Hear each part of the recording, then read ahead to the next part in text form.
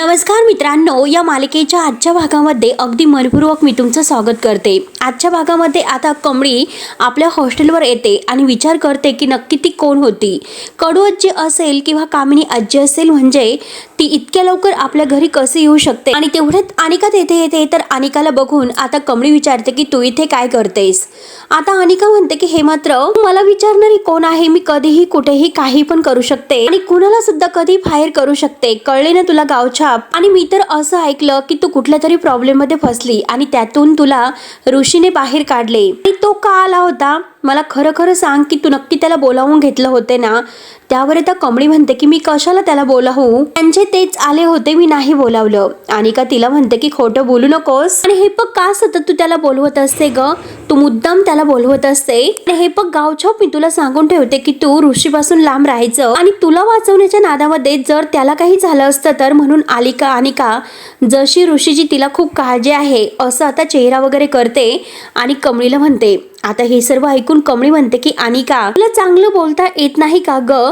तर अनिका म्हणते की तू गप्प बस, हे सर्व तुझ्याचमुळे झालेले आहे, आणि हे बघ तुला इतकीच काळजी होती तर तू का बोलावलं। त्यावर आता कमळी म्हणते मी तुला पुन्हा एकदा सांगितले की मी ऋषी सरांना बोलावले नाही, ते स्वतः तेथे आले होते, त्यामुळे तुझ्या मनाला येईन ते तू ठरवू नकोस आणि मला म्हणू नकोस। त्यावर आता अनिका म्हणते की हे पग आवाज नीचे, हे पग मी तुला सांगून ठेवते की ऋषीपासून लांब राहायचं, म्हणून अनिका कमळीला धमकावते। त्यावरती तर कमळी काही घाबरायला तयार नसते। कमळी म्हणते की हे पग अनिका, ऋषी सर आपल्या कॉलेजमध्ये शिकवतात, त्यामुळे तुझं हे फालतू डोकं आहे ना, तर ते कोणत्याही कारस्थानामध्ये लावू नको, जर जास्त बोलली तर ते मी ऐकून घेणार नाही। त्यावर तर अनिका म्हणते की मला म्हणजे तू जास्त बोलायचं तर नाही, परंतु तुला तर ऐकून घ्यावंच लागेल, लवकरच 2 दिवसात या कॉलेजची मी ट्रस्टी होणार आहे, त्यामुळे हे पग मी तुला फायर करू शकते असे बोलून आता अनिका तोऱ्यात तेथे निघून जाते।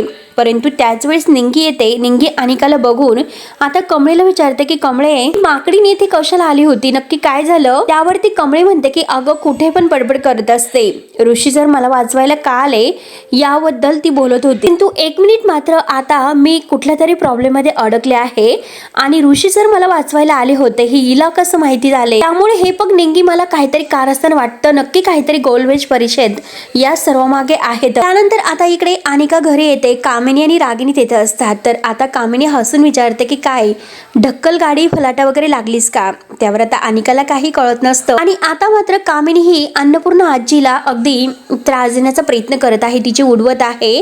आणि आता मात्र त्या अन्नपूर्णा आजींना म्हणतात की काय झोप झाली का, आणि सारखं सारखं हे सुरू होतं की माझी नात येणार, माझी नात येणार म्हणून, काय ग आली का तुझी नात, असं आता अन्नपूर्णा आजीला विचारून बिचारीला त्रास देतात। अन्नपूर्णा आजी एकही शब्द बोलत नाही, सारखी आता भीटी बघतच असते। आणि हे बघ तुझी नात नाही आली, आता फक्त 1च दिवस बाकी उरलेला आहे आणि त्याचीच आठवण मी तुला करून द्यायला आले, फक्त 1 दिवस संपला की ही सर्व प्रॉपर्टी आता माझ्या अनिकाची होणार आहे। त्यावरती अनिका सुद्धा आता अन्नपूर्णा आजींना म्हणते की ए मॅड आजी काय झालं, अगं तुझ्या मोठ्या नातीने तर तुला सुद्धा मॅड करून टाकलं, तर तू तर कायम तिच्या नावाने मात्र मला सतत डिस्क्वालिफाय करत होती, आता फक्त तू बघतच राहा ही प्रॉपर्टी आहे ती फक्त मला आता माझ्या नावावर करून घेऊन दे, बघ मी काय करते ते। त्यावर तर रागिनी विचारते की अगं बाई तू आता काय करणार आहेस। त्यावर आता अनिका म्हणते एकदा की प्रॉपर्टी माझ्या नावावर झाली तर हिला मात्र मी आता वृद्ध आश्रमामध्ये पाठवून देईल। त्यावर आता हे ऐकून कामिनी तर खुश होते। कामिनी म्हणते की हे मात्र तू चांगलं केलंस, वा खरंच मला ते खूप आवडलं।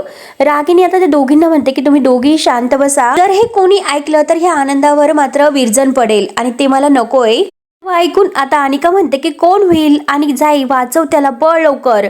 तेव्हा आता लगेच कामिनी म्हणते की अगं रागिनी काय आहे रागिनी तुझं हे, कशाला इतके अवघड शब्द वापरते, तिला काही कळत नसतं। आणि अनिकाला म्हणते की अगं बाळा काही नाही, तिला फक्त इतकंच म्हणायचं आहे की तिला तुझी काळजी वाटते असं। त्यानंतर आता ही कामिनी अन्नपूर्णा आजीच्या अगदी जवळ येते आणि म्हणते की फक्त 1 दिवस गेला तर ही सगळी प्रॉपर्टी आहे तर ती माझ्या अनिकाच्या नावावर होणार आहे। तर त्यानंतर आता इकडे राजन एकटाच पायरीवर बसलेला असतो, आणि आता सुजाता आहे तर ती सुजाता मात्र व्हीलचेअरवर आता बाबांना बाहेर घेऊन येते, आणि बाहेर घेऊन आल्यानंतर आता राजन बाबांच्या मांडीवर डोकं ठेवून खूप रडतो, कारण आईची अवस्था मला अशी नाही बघवतो म्हणून आता तो इतका रडत आहे। परंतु हे मात्र मला पटलेलं आहे की आता आज आईची नात आल्याशिवाय ती बरी नाही होणार। इतके इतकी वर्षापासून ती मात्र आता ही वाट बघत आहे. पण मला तेच कळत नाही की देव सुद्धा तिची इतकी परीक्षा का घेतो. तिने असं काय केलेलं आहे की मात्र तिला सगळं काही भोगावं लागतं. मग बाबा तुम्हीच मला सांगा की मला आता सगळं काही आपलं कुटुंब एकत्र हवं आहे आणि अगदी एक सुखी परिवार. तेव्हा आता लगेच आता बाबांना हे सांगायचं आहे, परंतु बाबांना काही व्यवस्थित बोलता येत नाही.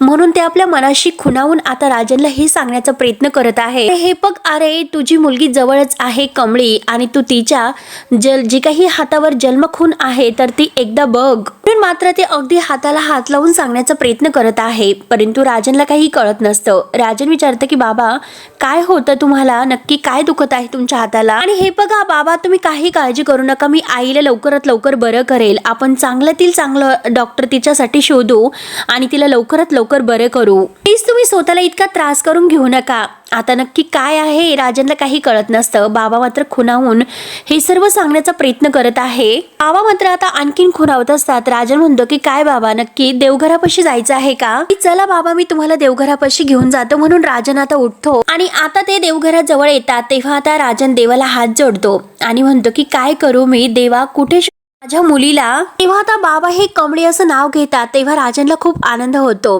राजन म्हणतो की बाबा चक्क तुम्ही माझ्याशी बोललात, म्हणजे खरंच बाबा कमळीने आपल्याला खूप साथ दिलेली आहे आणि तुमची सुद्धा खूप काळजी घेतलेली आहे. आणि बाबा नक्की तुम्हाला काय सांगायचं आहे हे मला कळत आहे. आणि बाबा आज तुम्ही चक्क बोललात म्हणून राजनला खूपच आनंद झालेला आहे. त्यानंतर आता इकडे रागिनी आणि कामिनी आपल्या रूम मध्ये आहेत.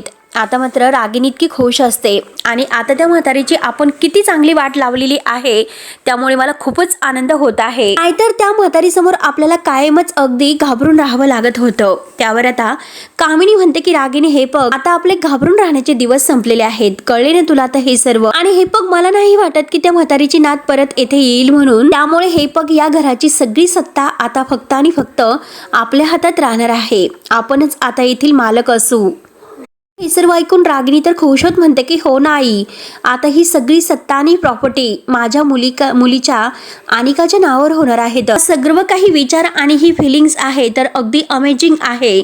म्हणून रागिनीला खूपच आनंद होतो. आणि तेवढ्यात कामिनी काहीतरी अगदी थोडीशी गंभीर होते. तर रागिनी तिला विचारते की काय ग आई काय झालं, तू तर आता अगदी आनंदात होती, मग इतक्यात तुला काय झालं. त्यावर त्या कामिनी म्हणते की हे बघ आपण हे सर्व जे काही करत आहोत जे त्या अनिकासाठी हे सर्व करतोय, पण ती तुझी मूर्ख मुलगी, तिच्या मेंदूत मात्र मूर्ख मेंदू आहे ना तिचा, तो मूर्ख मेंदू काही बरचसं काम करत नाही. अगदी एक नंबरची तुझी मुलगी मूर्ख आहे आणि इतक्यात तिला ही सगळ्या गोष्टी सांगू नकोस, नक्कीच ती काहीतरी गोंधळ घालून ठेवे. यावर तर अनिकाला असं बोलल्यानंतर रागिणीला रागच येतो आणि ती आईला म्हणते की आई तिला मूर्ख वगैरे म्हणण्याची काही गरज नाही. आणि हे बघ आई ती लहान आहे, हळूहळू शिकेल ती, प्रत्येक वेळेस असं टोकाचं बोलायचं काही गरज आहे का. त्यावर त्या कामिनी म्हणते की हो कळतंय मला, स्वतःच्या मुलीबद्दल जर दुसरं कोणी वाईट बोललं तर हे आईला आवडत नसतं, हे मला मान्य आहे. परंतु हे बघ अनिका आता इतकी खरंच परिपक्व नाही, ती खरंच मूर्ख आहे. कुठल्याही अगदी भूल थापांना आणि कशालाही अगदी ती लवकरात लवकर बळी पडते. तर कोणी तिला म्हटलं की सह्या कर, ती लगेच सह्या करून मोकळी होईल आणि तिला खरंच काही कळत नाही. पण तुला माहिती आहे की अनिकाच्या हातामध्ये आता काय येत आहे, म्हणजे ह्या महाजनांची सगळी प्रॉपर्टी, आणि ते कसं सांभाळायचं ही काही खाण्याची गोष्ट नाही, त्यासाठी हुशार राहावं लागेल, फार मोठी गोष्ट आहे. त्यामुळे मी तुला सांगते की तिला खरंच काही सांगू नकोस, मग बघू आपण. त्यावरती आता रागिनी म्हणते की अगं आई तू तिला गाईड कर ना, ती कशाला काही गोंधळ घालून ठेवेल बरं. त्यावर आता कामिनी म्हणते की अगं मी तर तिच्या पाठीशी आहे, परंतु तुझी मुलगी अशी आहे काही ऐकून घेण्याच्या अगोदरच काहीतरी गोंधळ घालून ठेवेल. आणि हे बघ तुला हे पटत नाही, त्यामुळे आता मी तुला प्रत्यक्षातच दाखवते. तू आवाज दे आणि अनिकाला बोलून घे. तेव्हा रागिनी लगेच आता अनिकाला आवाज देते. त्यावर आता रागिनी लगेच अनिका म्हणून अनिकाला आवाज देते, परंतु अनिका काही आता आवाज अगदी रिप्लाय वगैरे न देता म्हणजे येतच नाही. आता रागिनी म्हणते की अगं आई ती घरातच नसेल. त्यावरती कामिनी हसते. कामिनी म्हणते की अगं ती घरातच आहे आणि फोनला चिटकून बसेल असेल. म्हणून कामिनी तिच्या मोबाईलवर फोन करते आणि म्हणते की अनु बेबी जरा माझ्या रूम मध्ये ये बरं, आणि फोन ठेवते. आणि तेवढ्यात अनिका येते. अनिकाच्या हातात मोबाईलच असतो आणि आता मोबाईल मध्ये डोकावती आता कामिनीला म्हणते की ग्रॅनी आजी काय ग, कशाला डिस्टर्ब वगैरे केलंस ग. त्यावर आता कामिनी म्हणते की हे बघ जरा आहे ना ते मोबाईल मधील डोकं जरा बाजूला कर, म्हणजे मोबाईल जरा बाजूला ठेव आणि हे बघ ह्या फाईलवर जरा सह्या कर, यावर तुझ्या सह्या हव्या आहेत. तर अनिका लगेच म्हणते की काय सह्या, माझ्या सह्या हव्या आहेत का, दे इकडे. आणि परत म्हणते की नाही नको, कारण आता मी ह्या पूर्ण महाजन कुटुंबाची मालकीन होणार आहे, तर त्यामुळे आता मात्र माझ्या साईन बद्दल व्हॅल्यू वाढणार आहे. त्यामुळे मला हे सुद्धा माहिती आहे तू किती हुशार आहे बरं, म्हणजे अख्खी प्रॉपर्टी आहे तर ती तुला तुझ्या नावावर करायची असते, म्हणून तू माझ्या सह्या वगैरे मागतेस की काय. आणि हे बघ मला मात्र अगदी सर्व काही कळत आहे, त्यामुळे मी सही वगैरे काही करणार नाही. म्हणून अनिका जायला निघते तर कामिनी तिला पुन्हा आणू असं म्हणून थांबवते. कामिनी अनिका जवळ येते आणि म्हणते की अरे वा, माझी नात तर खूपच हुशार निघाली. आणि हे बघ अनु बाळा, अगं अख्खं आयुष्यात मात्र अगदी मी हेकच माझ्या म्हणजे ध्येय होतं, अख्खी प्रॉपर्टी आहे तर ती माझ्या आणि बाळाच्या नावावर व्हायला हवी.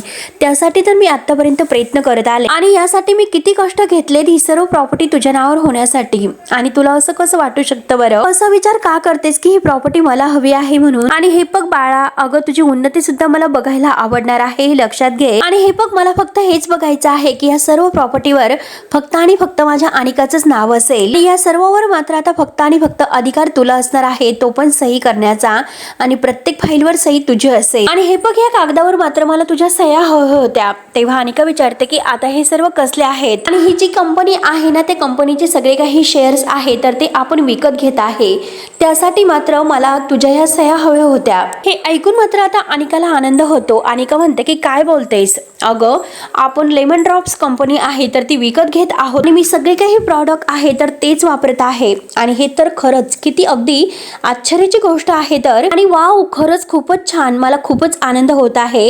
आणि हा जो काही आहे ना तो मात्र ब्रँड खूप आहे, त्यामुळे आत्ताच्या आत्ता मी आता माझ्या स्विम्स आणि विम्स आहे या दोघींना कॉल करून येते.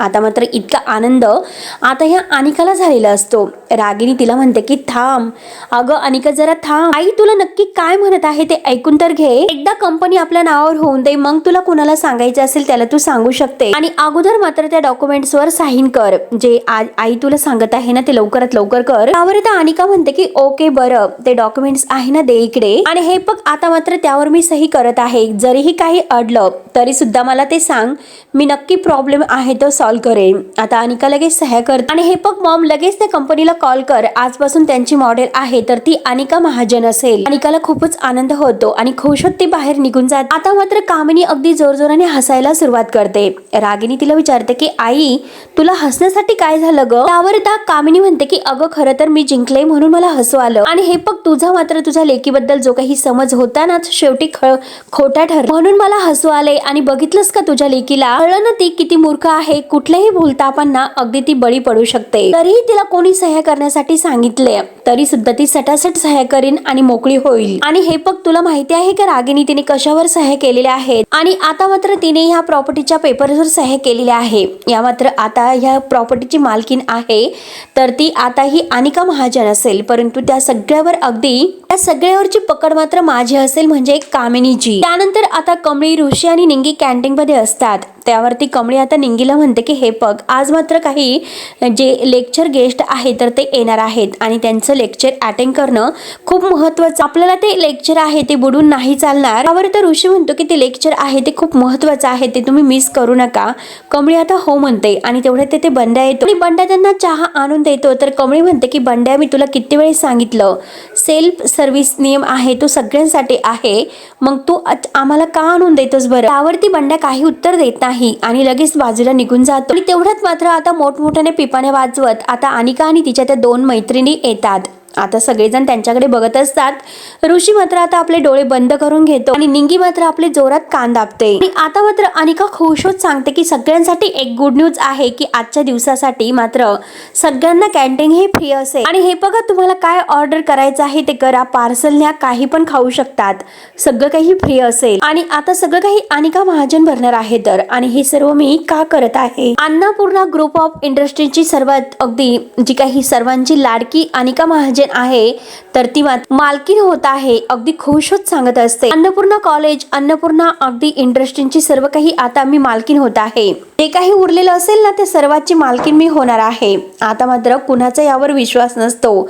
कमळी आणि ऋषी हे सगळेजण अगदी या बोगस बाता आहेत म्हणून तिच्याकडे काही लक्ष देत नसतात. म्हणून या बदल्यात मी तुम्हाला ही पार्टी देत आहे. आजच्या पूर्ण दिवसात तुम्हाला काही जे ऑर्डर आहे तर ते तुम्ही करू शकता आणि तुमची आजपासून ही पार्टी स्टार्ट होत आहे. तुम्हाला आज फक्त आणि फक्त ही पार्टी अगदी एन्जॉय करायची आहे. अगदी खुश होत आता बढाई मारत अनिका सगळ्यांच्या समोर हे सर्व सांगत आहे. आजचे जे काही लेक्चर वगैरे आहे तर सगळे कॅन्सल असतील, फक्त पार्टी एन्जॉय करायची आहे असे जेव्हा आता अनिका म्हणते तर कमळी तिच्याकडे बघत असते. ऋषीला राग येतो. ऋषी म्हणतो की हिचं डोकं फिरलेलं आहे का, लेक्चर का अगदी कॅन्सल करा. त्यावरती निंगी लगेच म्हणते की अगं कमळे, ते गेस्ट लेक्चर आहे तर ते येणार होते ना, त्यांचं लेक्चर होणार नाही असं वाटतंय. त्यावर तर ऋषी म्हणतो की हे बघ निंगी, सगळे लेक्चर होणार आहेत, तिला काही पण बडबड करून दे. आणि तेवढ्यात अनिका मात्र आता कमळीला म्हणते की अगं गावछाप, तुम्हाला भिकारड्या लोकांना काही खायचं नाही का ग. त्यावरती आता कमळी म्हणते की जर आम्हाला काही खायचं असेल तर ते आम्ही आमच्या पैशाने खाऊ. त्यावरती अनिका म्हणते की अगं